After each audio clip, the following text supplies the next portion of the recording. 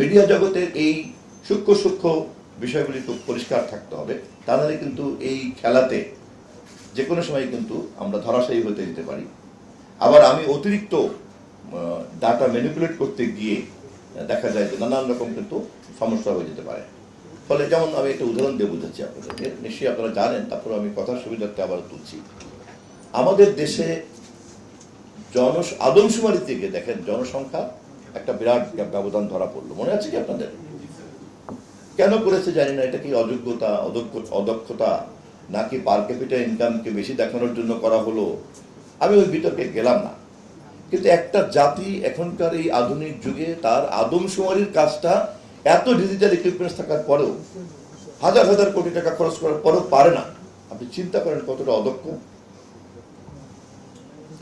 Data মানে আপনি যদি অসৎ কাজও করতে চান, আপনাকে কিন্তু অনেস্টলি ডাটা প্রিজার্ভ করতে হবে। কারণ আপনি যদি নাই জানেন, ডাটা যদি আপনি নাই জানেন, তাহলে আপনি যদি ভালো অথবা মন্দ যাই আপনি করতে চান না কেন, তাহলে তো তা করতে পারবেন না।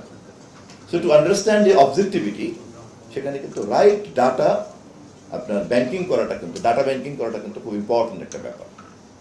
তা আপনারা পিআরও হিসাবে আপনাদেরকে কিন্তু এই ক্ষেত্রে আমাদের কাজের সঙ্গে যতটুকু সংশ্লিষ্ট, সেই সংশ্লিষ্টতার ক্ষেত্রে আমাদেরকে যে কোনো জিনিসকে চ্যালেঞ্জ করতে চাইলেও তার মধ্যে কী পরিমাণ ডাটা আছে সেটা বুঝতে হবে।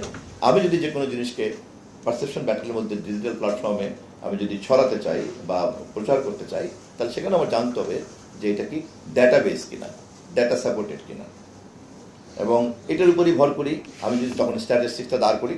স্ট্যাটিস্টিক্সটা দাঁড় করলে দেন আমি একটা কিন্তু কম্প্যাক্ট ইনফরমেশন তৈরি করতে পারবো, যে রিলায়েবল ইনফরমেশন, এবং পিপল তখন রিলাই করতে শুরু করবে যখন সে দেখবে যাদের ইনফরমেশনের সঙ্গে ফ্যাক্টসের অনেক মিল আছে। তো এইভাবে আমি প্রতিমন্ত্রী, উপদেষ্টা এবং আপনাদের অন্যান্য সকল সংশ্লিষ্ট কর্মকর্তার সঙ্গে কথাবার্তা বলে আপনাদের জন্য আমরা সময় উপযোগী একটা কারিকুলামের কথা চিন্তা করছি, যেই কারিকুলামটা আপনাদের সকলের মধ্যে ক্যাপাবিলিটিটা বিল্ড আপ করবে। আপনারা অবশ্যই ক্যাপাবল, বাট এটাকে আরো সময় উপযোগী করার জন্য যে নলেজগুলি খুব দ্রুত আপনার সামনে প্যাকেজ আকারে আসা দরকার, এটা দেওয়ার জন্য একটা চিন্তা আমাদের আছে। খুব যত দ্রুত সম্ভব এটা করব। এবং সেই ক্ষেত্রে যেহেতু আমাদের প্রচলিত স্ট্রাকচারের মধ্যে এই নলেজগুলি নাই, তাহলে আমাদেরকে এই নলেজটা আউটসোর্সিং করতে হবে। এবং তখনই আউটসোর্সিং নলেজটা যদি আপনাদের এই জনবলকে আমরা যদি ট্যাগ করে দিতে পারি, তখনই কিন্তু আপনাদের প্রত্যেকের দক্ষতা এবং ক্রিয়েটিভিটি তখন বেড়ে যাবে। আমি আজকে আর কথা বাড়াবো না। আমি সর্বশেষ এই কথা বলে আমার আজকের এই সৌজন্যতা এবং সাক্ষাৎ পর্ব শেষ করতে চাই, এবং ধন্যবাদ দেওয়ার জন্য অনুরোধ করবো পিআইও সাহেবকে, যে আমাদেরকে কিন্তু ঘন ঘন কথা বলতে হবে। তথ্য মন্ত্রণালয়কে তার সবচেয়ে বড় জনবলই কিন্তু হচ্ছে পিআইও এবং পিআরও, এবং তথ্য ক্যাডারের যে কিছুটা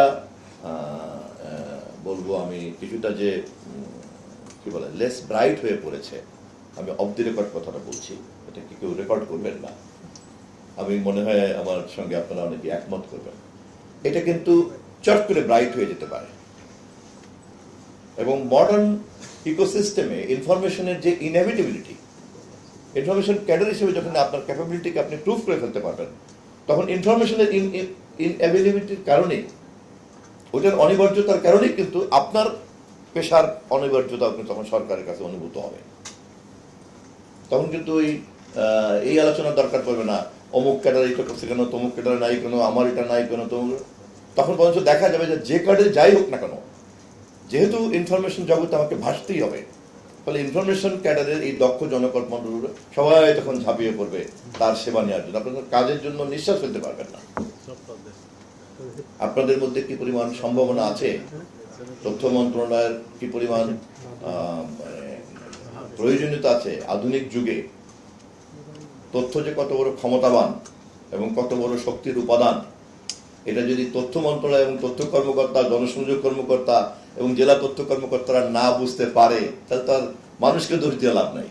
বুঝতে পারলে পরে এখনকার যুগে দৈত্যের যে ক্ষমতা, তথ্য ধারক এবং তথ্য প্রচারকের সেই ক্ষমতা। ধন্যবাদ।